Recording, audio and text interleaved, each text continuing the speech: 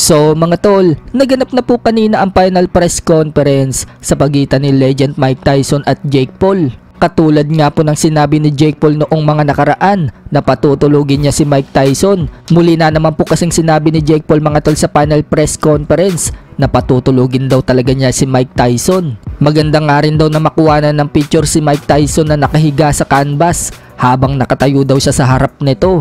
Pero kapansin-pansin mga tol ang pagiging tahimik ni Mike Tyson sa tuwing tatanungin kasi si Mike Tyson mga tol. Lagi niya lang sinasabi na ready na daw siya sa laban. Maging si Jake Paul mga tol, hindi rin niya alam kung bakit tahimik itong si Mike Tyson. Samantalang sa online, sinabi daw sa kanya ni Mike Tyson na papatayin daw siya. Pero ngayong magkaharap daw sila, wala naman daw sinasabi sa kanya si Mike Tyson. Kaya napasabi na lang si Jake Paul mga tol na napaka-boring daw ni Tyson. Sinabi ng nag-e-interview kay Jake Paul, hindi daw kaya mind game lang yun ni Mike Tyson.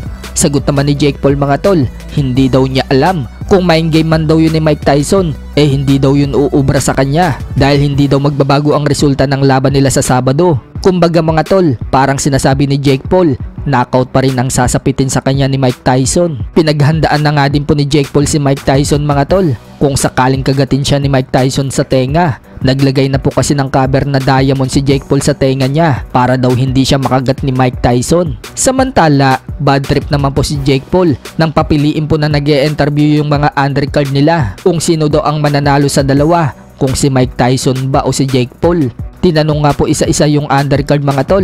Halos karamihan, pabor sila kay Mike Tyson. Nakakuha ng 9 na boto si Mike Tyson habang 3 lang ang bumoto kay Jake Paul. Kasama nga po sa pumiling mananalo si Mike Tyson mga tol ay itong sina Bruce Carrington, Mario Barrios at Katie Taylor at iba pang undercard.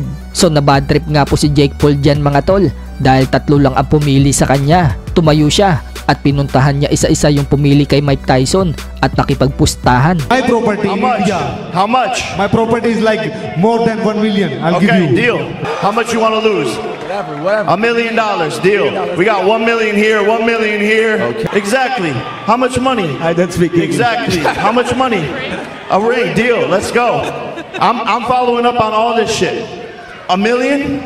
$1 million? $20 right here. Oh wait. Oh no. I forgot Katie Taylor back here. How much you want to bet? As much as you want. I'm not losing. No shot in hell. Well, do you want to bet your purse? Yeah, let's bet the purse. Oh my Deal.